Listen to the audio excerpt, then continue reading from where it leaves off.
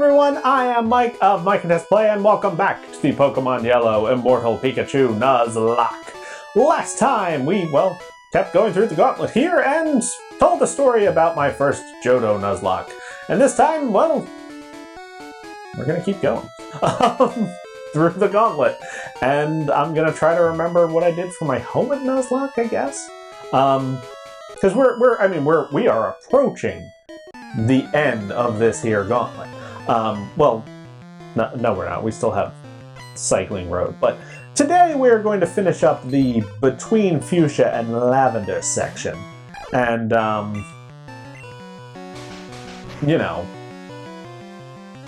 hope that Bing doesn't get crit because everything seems to outspeed you. Which is not great. And then we're going to do a couple things that are not just battling trainers. That's the goal, depending on how long it takes to take on all of these trainers. Because again, aiming for slightly shorter episodes. This is the last. Oh, excellent! Bing hits level 30. There you go. This is the last episode of the same set that I've been doing since episode 23. It is still the same recording session. I am sitting in the same spot, actually getting a little bit sore because 8 episodes is a lot. I'm still having fun with it. But it's just I've been sitting here for a while. I think I have no idea, but it's every episode is 20 to 25 minutes of. And then there's the stuff that I have to do in between, recording setups and stuff, and notations, drinking water, that sort of thing. I've been here a while, basically. That I don't like. Taking a lot of damage there, Bing. If it stops. I think you can do it. I think you can one-hit this Clefairy with a Swords Dance up. Not quite. But it only growled. Okay, so you're safe. We'll be almost certainly switching out on this next Pokemon, whatever it is. It's a Meowth. Yeah, no, those are scary for you. Shorts. Why not? Yeah.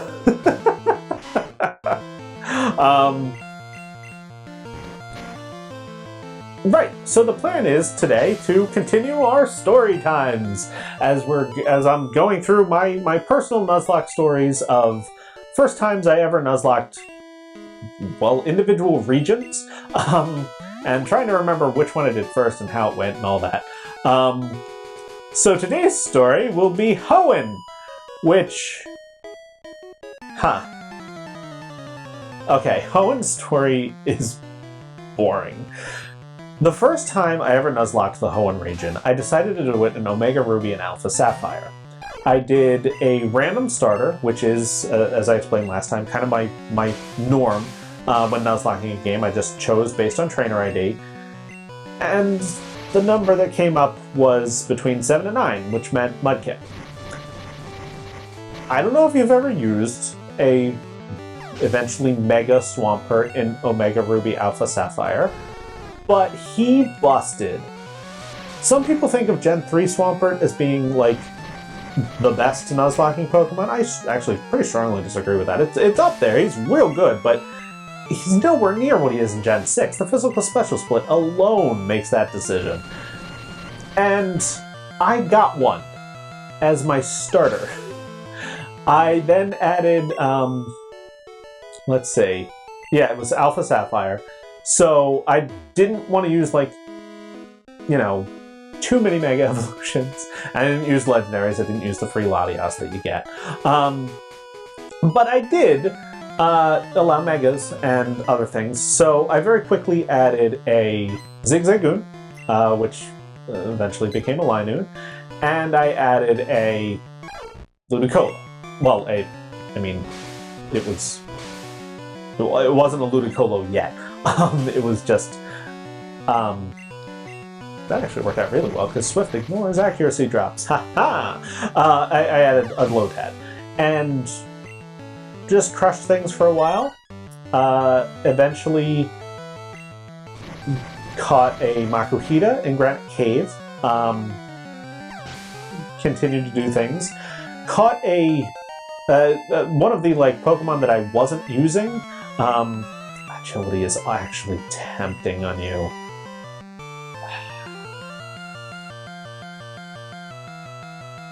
No, because we don't want crits. I'd rather keep the ability to accuracy drop until slashing. And so you know, right? I had then a team of 4. I added who else did I even add? Right. No, so I had Pokemon who I wasn't using on my team. I super trained them so I could do if you go through all of super training in the Gen 6 games and have a super trained like a maxed out EV Pokemon, then you can do the bonus games for super training, which can get you items. Most importantly, it can get you evolution stones, which in the Hoenn games are a little bit hard to come by. So I had a Ludicolo pretty early. So I'm rocking with at that point, Marshtomp, Ludicolo, Linoone, and very swiftly Hariyama. Yeah. Things continued to go well. I eventually added a Swablu, because I wanted to try out Mega Altaria. And then who else was it? Oh, right, Numble. Because the first time I ever played Oris, I actually used a Numble on my team, and he was amazing. So when I caught one in Nuzlocke, I was like, okay, yeah, why not? Who cared that I had then 2 ground types? I had plenty of ground, I mean, you know, plenty of other options to deal with ground types weaknesses by that point. And that was it.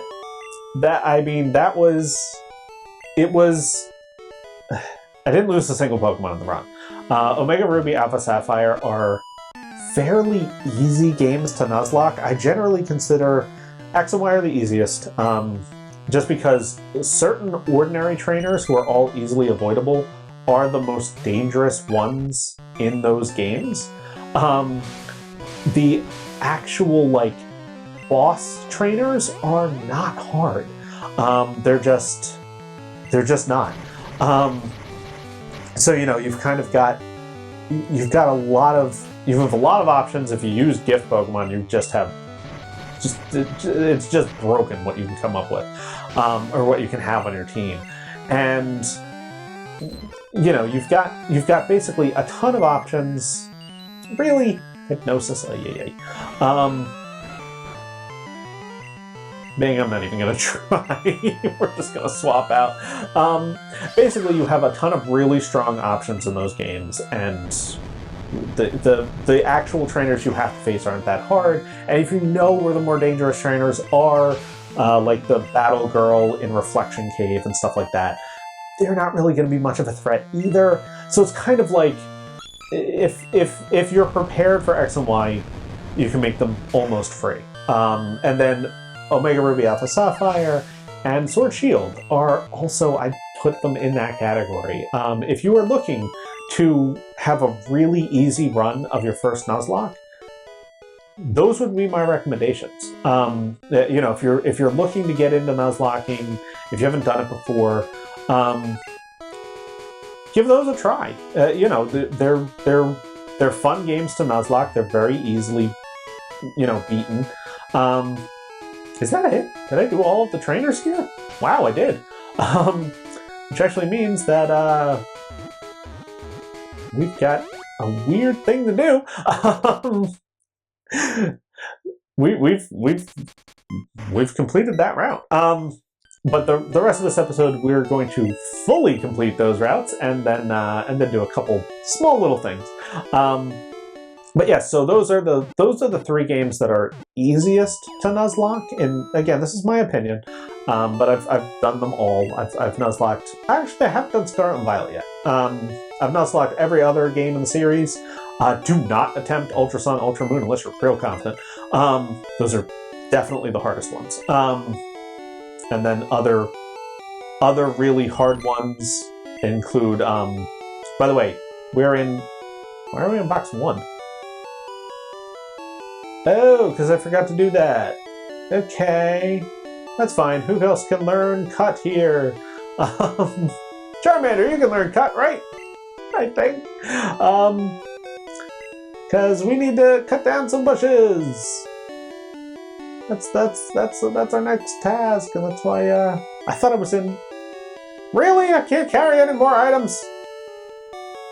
Okay. I don't need surf right now. I don't need. Let's see. I do need the super rod. I don't need some of these TMs though, so I'll deposit some of these.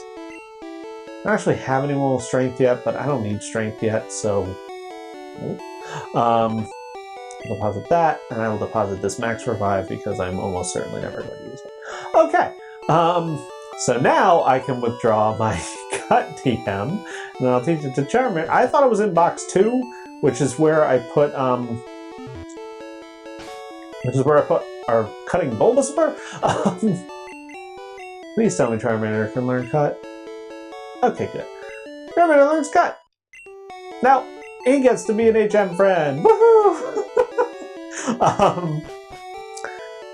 But yeah, no, those are my recommendations if you want an easy first Nuzlocking experience. You can do them basically without any prep. Just sort of know the games, the better you know games. But yeah, definitely try X and Y or Omega Ruby Alpha Sapphire or Sword and Shield. Don't try Ultra Sun, Ultra Moon. Don't try Platinum. Don't try Black 2 White True. Don't try Emerald. Those are brutal. Even regular Sun and Moon is in that same category of no. You need to know what you're doing. You not know what you're doing. You need to be very confident in your Nuzlocking skills. Otherwise, you're just gonna have boxes full of dead Pokemon. And I can't rank Scarlet Violet yet, but those are the easy ones. If you're looking for like a well-rounded first Nuzlocking experience, just like, hey, it's not too hard, but it's not too easy. You'll likely lose a Pokemon or two, but not your whole team. For that, I would recommend Fire Red Leaf Green, Black and White, or you can kind of put Ruby Sapphire in that distinction too. There's a few tough fights in each of them. Ruby Sapphire, as long as you watch out for Steven, you're fine. He's the danger there. Those would be my recommendations because, like my first Hoenn experience, I didn't try one of the harder games because honestly, Tate and Liza and Emerald terrified me, and I just didn't feel like digging up my Ruby and Sapphire copies. And so, I mean, I didn't even have my Emerald copy at the time I did this. I got that back recently. But yeah, no, so I chose Omega Ruby Alpha Sapphire and I just breezed through it. It was like my, I don't know what number Nuzlocke it was for me, but not my first. And I knew what I was doing and I just crushed everything. So, that was my final team. I never lost a team member. I just added them along the way. So yeah, I had a Mega Swampert, a Linoon, a Ludicolo, a Mega Altaria, a Camerupt, and a Hariyama. And yeah, they just crushed everything. And it was fun, but there was no drama in the tale of my first Hoenn Nuzlocke. I have since done, I did Sapphire during my Revenge Genlock, which went well. I could tell those stories at some point, but I've told them already, so I have to look at them. And then, by the way, up here is the grass that has no new Pokemon for us, which I could go to because I have the cut user with me. But that's there that is. And then how am I in box 1? No, how am I in box 1? I have no idea. Because I thought I sent everything to box 2. Whatever. Because I caught all the Safari Zone Pokemon. So how am I don't know. But whatever. It all worked out. I've got everybody. And I'll switch boxes in between, I guess. I gotta make sure that there's room. Really? Was sleep necessary here? So I'm trying to just beat this thing quickly because I have something that I want to do that's not. That's room to flash. Okay. It's not this, and I have also Nuzlocke Emerald. That was the end of my story. The Nuzlocke of Emerald did not. It went really, really well until Wallace, where he got 3 crits and knocked out 4 of my 6 Pokemon. I had lost 1 Pokemon at that point. You know. Oh yeah. Twin Needle, Bug type move, super effective against Stu's Poison type. Gen 1 quirks. But yeah, so and then I also had a Ludicolo there. I just love the Ludicolo line, let's be honest. Oh, we're through the last cut bush of the game. And picked up TM20, which is Rage, which is terrible in Gen 1.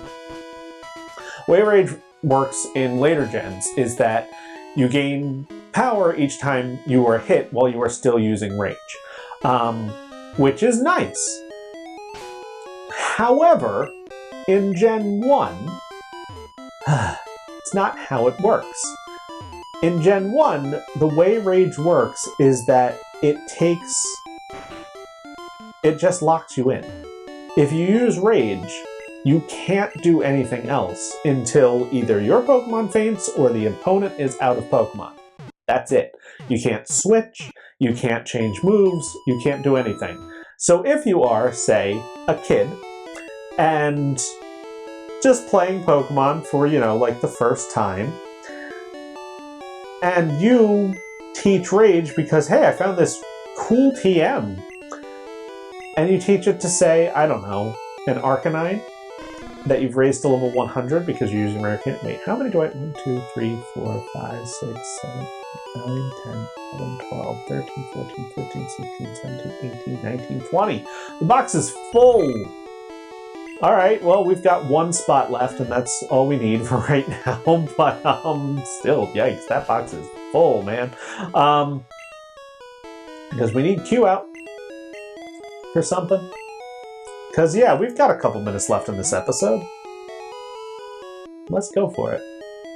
Do I still have my rod with me? My super rod? I do. Here we go. We are going to go, because this was the plan. That guy gives you the good rod. I don't need it. This is the plan. It has been all along. For Gyarados. In the entire game of Yellow version, Gyarados appears in the wild in 1 spot. This spot. With a Super Rod. With a 10% chance. There is a 90% chance that I'm going to be catching a Magikarp here. We're going to see what we get. It's a Magikarp. Alright, well, I tried. The whole goal... I think you can still pack it. And not just one-hit it. Please don't. Okay, good. The whole plan, I kept saying all along, I have a plan for Magikarp. I do. I have a plan. And I did. This was the plan. Unfortunately, the plan was only a 10% chance of just getting a Gyarados. Now, granted, Gyarados is not joining the team. He won't be anytime soon. But he is in that final tally for Pokemon who, if things go real bad, I need to add so that I can beat the Elite Four, even if I only have like 1 or 2 of them left. If Immortal P does badly in the Elite Four, I'll be grateful for that. So Magikarp, you become...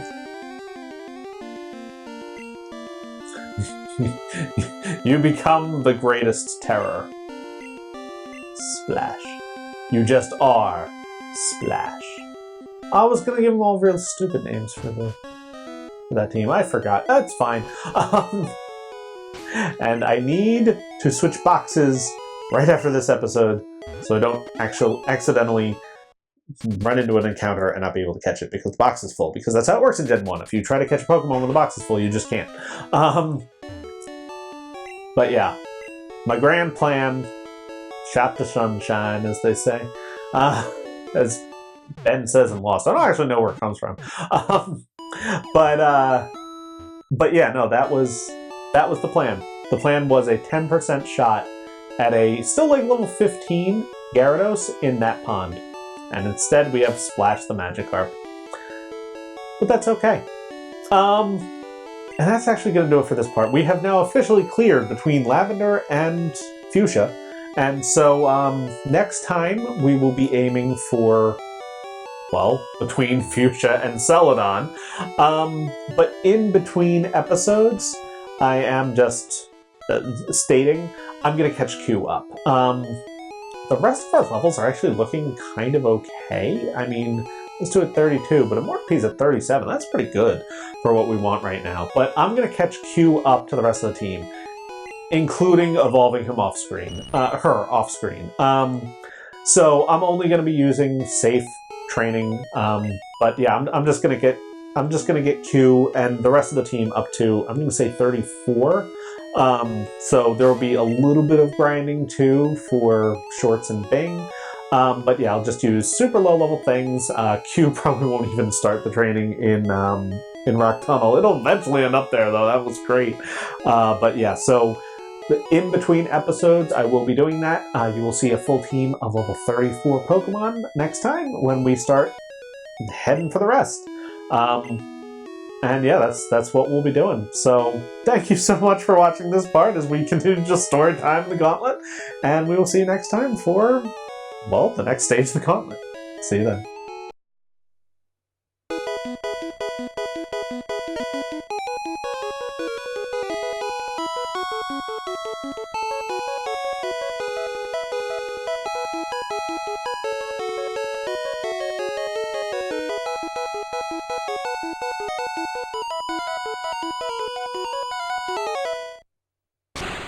Pikachu!